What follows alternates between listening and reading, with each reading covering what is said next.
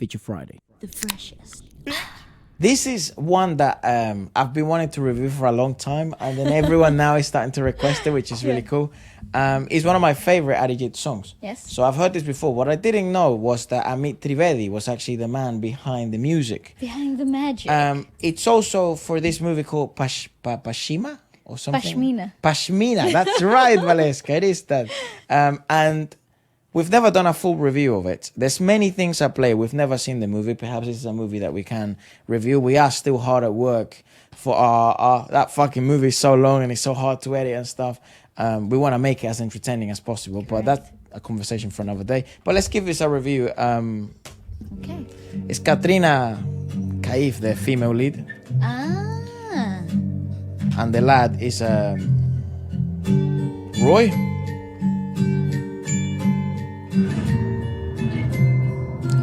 Everyone said that the acting chops in this fucking movie is good as well. The acting chops. Yeah. So Ooh, that okay. means I'm expecting great shit in the video. Good. To be completely, Sorry, man. I like the bells at the beginning though in this opening. Yep. Because it gives you this sense of mystery right off the bat. You know what I'm saying? Oh, she's a red hair. He's an artist. You know what's funny about like this character? I like that chord progression. Is so good. You know what's interesting about the character? Which is then I guess we'll see how it intertwines with the composition of the song, especially with the chord progressions. It seems he's a man which is confident when no one's looking and he's doing what he's the best at, which is painting and drawing. But in social settings, he may not be the best.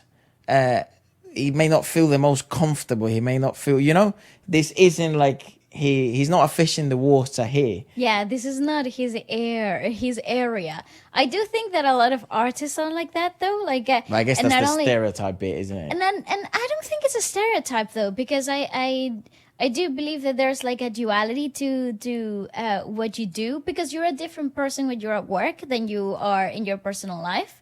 So I find like that duality is a little bit more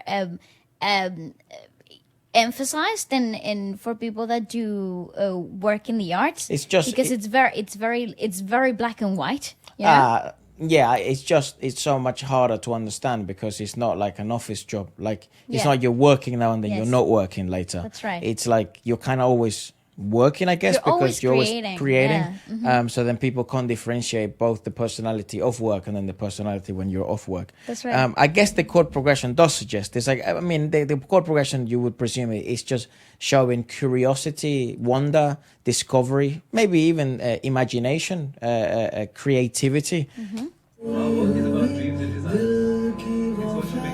Because Fitoor means obsession, I think. Hello.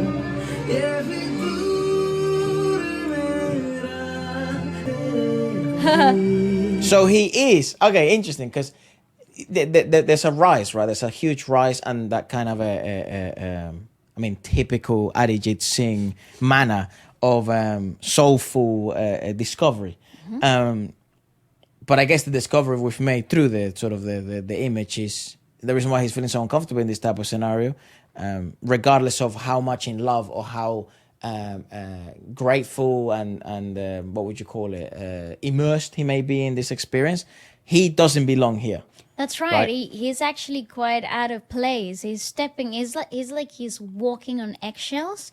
There's a lot of uneasiness and like constant doubt throughout this particular scene, and I actually quite like that because he somehow finds anchoring when he sees her. Yeah. Well, I guess because it makes sense, right? Like, Yeh Fitoor Mera means this obsession of mine. So I guess I was kind of correct. So I guess that would be his anchoring. His obsession also gives him grounding to a certain extent, and it puts him beyond any of the challenges.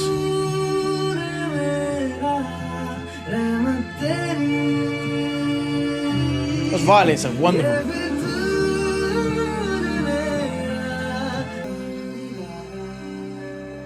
Okay, I love his choices of fashion are so antagonistic. Very. Yeah, but I guess it represents appears, him to a certain extent. It appears as part of that character development. Again, up to this point. No percussion yet, right? So Exactly. no Up to thump this yet. point, you have a wondrous score, a lot of bells, a lot of highly melodic lines, a lot of emphasis on the lyricism and how it's intertwined with the scene itself. So the anchoring, it's more like it's like a theme song that plays in his mind, right? So you're seeing it from that perspective. So up until that section, up until the first chorus and the conclusion of that first section, you have a elusive guy, somebody who's willing to take risk, but it's yet doubting the path. No, You know? maybe not doubting the path. It's so everything's so known. Like he doesn't, and that's kind of what the song is. The song is leading you somewhere where you don't know where it's fucking going, but you are following some melody. You know, Yeah, so yeah. it is kind of going hand in hand because essentially the lyrics is like, this obsession of mine has brought me near you.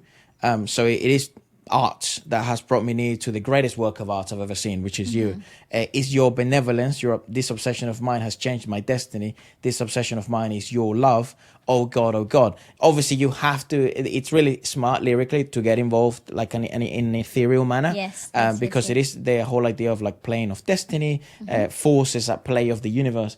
So you would presume that there's someone pulling the strings. It would be too good. This story would be too good to not be pulled by God. That's you know? right, that's right.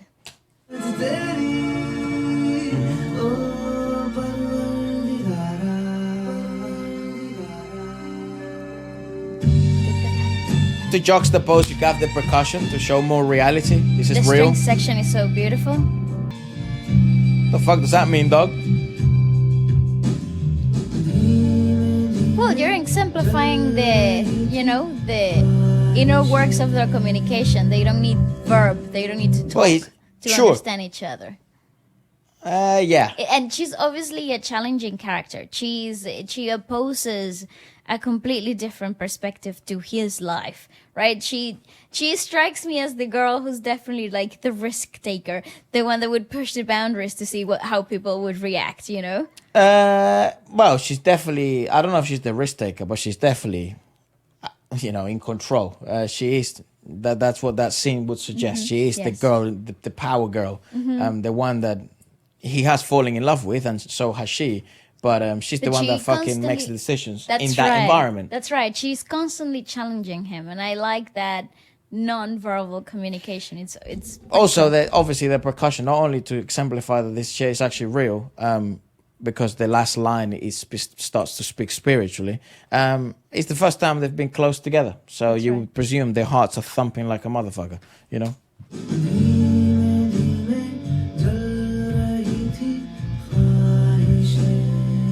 I would presume that's what those drums represent.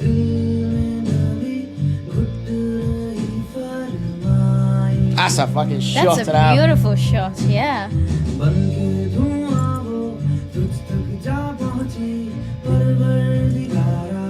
Such a great song, though.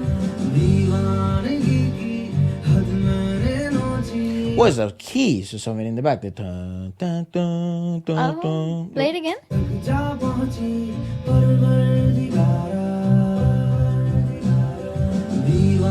Yeah. Yeah. It's a synth. It's synthy-ish.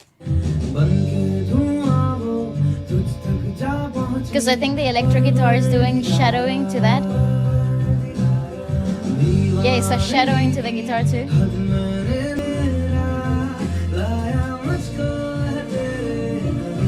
This gives me big Iron Man vibes.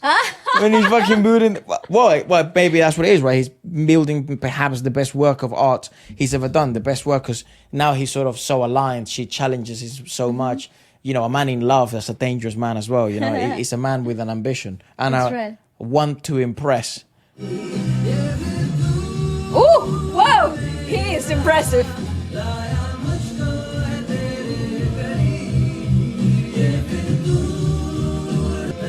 It's great lyrics.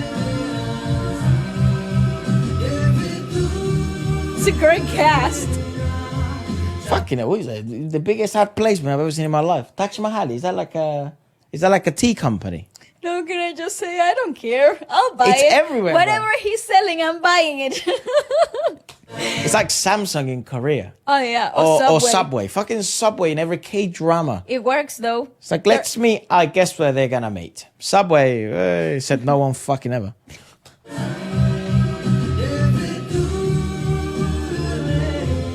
It's like a tea company. It's chai.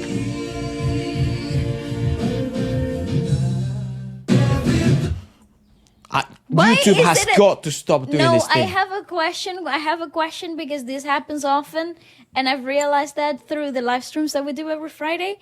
Why do the studio versions, like the ones that go into the album of the movie, and the isolated song progressions, are in a different key to the scene that they have in the movie? Why? Why is that happening? Can anybody tell me that? That always occurs. And also what's super funny. Or it's very common. Not that it always, but it's very common.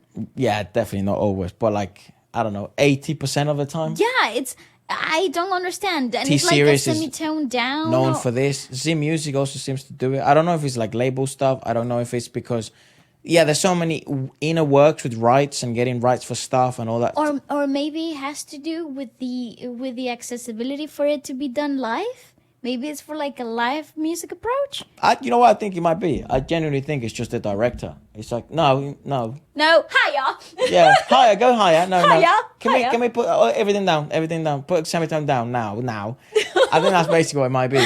Because it might fit better his vision, yeah, and you know, definitely, and it worked. Like I have to say, that is probably like a really enjoyable video and one of the best ones. It has such an uplifting feel. Well, it has so much subcontext as well. You're telling stories between lines, and you're telling a main story, which is great. I like these lines here of like slowly and softly desires were burning. That can also be a descriptive section towards how he paints and how he approaches his art. Because it's not just like what I'm. Here's say my soft burn. But here's my conclusion to this particular song and the scene in its core. I don't think this is a thoroughly motivated by love type of scene. I think it's more motivated by what love has caused to force a drive in his creativity. So like I feel like love was a means to an end rather than it being the true essence of why he was moving forward in the scene, like finding the inspiration to do the big leaf. She could exist or not. That's right. I think she was part That's of a man fuel. right there, yeah. That's a man. Yeah. Fuck all the Catherines, yeah. Oh my god. Oh, her name is Katerina and something like that. Oh. Katrina. What's her name? Katrina. No, I'm not a joke, but I'm saying I'm just talking shit. Yeah, whether she would exist or not. His gave me Kanye vibes. his art would still be great. It would be his true obsession. Exactly. However, what happens is in life, in his life or the story, it's like his obsession has he has. It feels like he has meddled with destiny and he's gotten it too good. And this is the story is the story of them falling in love. But it's also the story of the becoming of a hero, the becoming of the best artist it can possibly be. Yeah, it's more like the full circle moment. Yeah, it's always a hero story. Feeling, Every fucking story you see is always a hero story. I agree, yes. But anyways, let us know what you guys thought about it. It's really interesting to break down some of my favorite songs, especially from different music industries. Again, the indie music industry does things better than I think at the moment any other industry. I know this song isn't new. It's like 2016. It is new to me. It is a wonderful composition. I do think like the chord progression, the wondrous score behind it, the idea. We've heard this song be played live as well. Yes, and the idea of having the vocals kind of carry the main essence of the melody itself. It's such a beautiful, brilliantly thought through composition. Amit Trivedi is brilliant. Yeah, in so many ways. A lot of credit to Amit. He does have another song actually in this movie, but it's just Amit alone. So let us know if you'd like us to check that one out. I've never seen that one. Hope you enjoy this and goodbye.